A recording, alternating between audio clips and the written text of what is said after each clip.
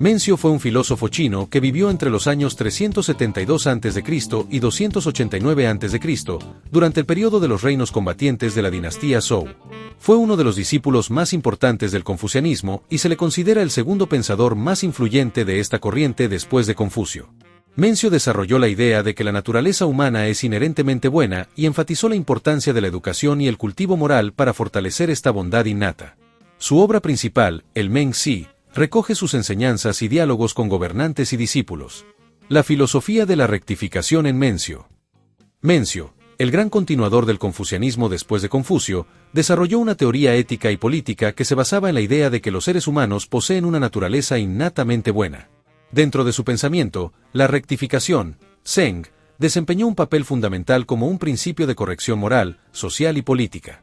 Esta filosofía se centraba en la idea de que los individuos, gobernantes y sociedades debían alinearse con el orden moral natural para lograr una armonía y estabilidad duraderas.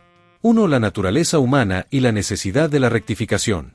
Mencio afirmaba que todos los seres humanos nacen con una naturaleza moralmente buena, pero esta puede ser distorsionada por factores externos como la ignorancia, la influencia social negativa o el abuso del poder. Su doctrina parte de la creencia en 4 sentimientos innatos que constituyen la base de la moralidad. Compasión, Sejin Cixin, base de la benevolencia, Ren.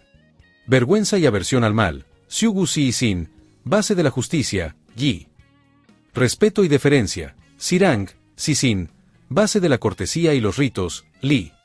Juicio moral, Sifei, Cixin, base de la sabiduría, Si.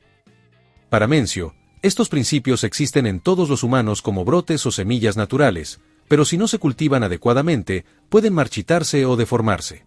La rectificación es el proceso mediante el cual se recupera y fortalece esta bondad intrínseca. 2. Rectificación en la vida personal, el cultivo del carácter. Según Mencio, la rectificación comienza con el autocultivo. Cada persona debe dedicarse a desarrollar su propia virtud y corregir sus pensamientos y acciones desviadas. Esto implica practicar la introspección, reflexionar sobre las propias acciones y pensamientos para alinearlos con la virtud. Seguir los ritos confucianos, Li. Las normas tradicionales sirven como guía para vivir en armonía con la sociedad.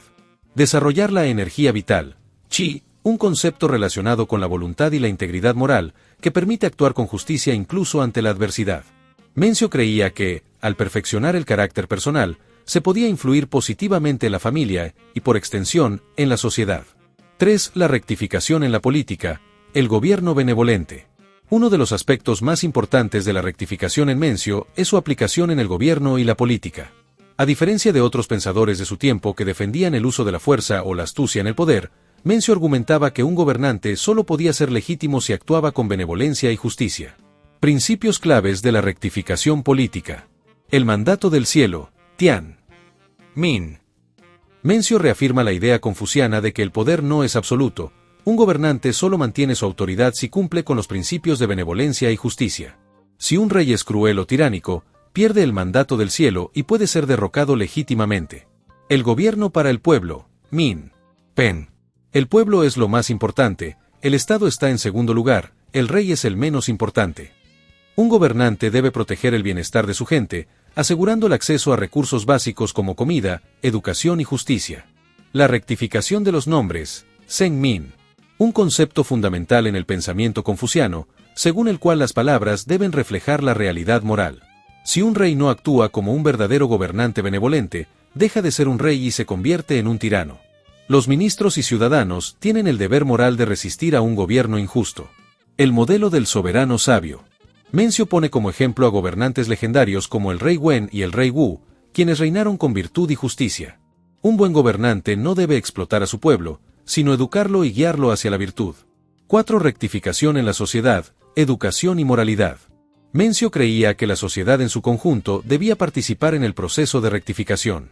La educación era la clave para este cambio, ya que permitía desarrollar la moralidad y la conciencia de justicia en las personas. La enseñanza debía centrarse en los valores confucianos, fomentando la responsabilidad social y la empatía.